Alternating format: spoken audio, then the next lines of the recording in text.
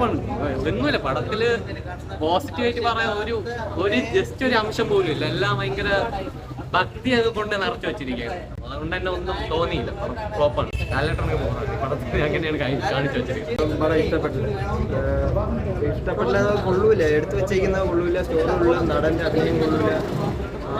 പ്രകാശ് വന്ന ശേഷം പറയുന്ന കുറച്ച് കാര്യങ്ങൾ സത്യമാണോ, ഓക്കെ, ലോജിക്കലാണ്, ഇങ്ങനെ തോന്നി, ഭക്തിപരമായിട്ട്. അല്ലാതെ 3 മണിക്കൂർ വേസ്റ്റ്.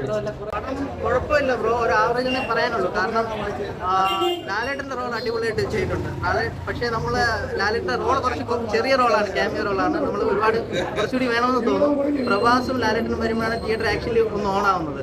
നായക നടനാണ് മെയിൻ മിസ്കാസ്റ്റ് വരുന്നത്. കാരണം കാസ്റ്റിംഗ് പോരാ.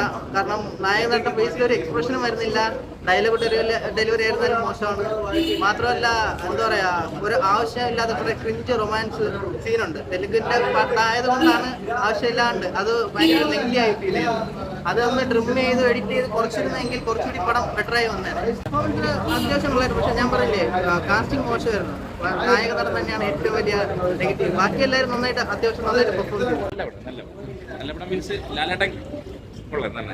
എല്ലാവരും പെർഫോം ചെയ്തു.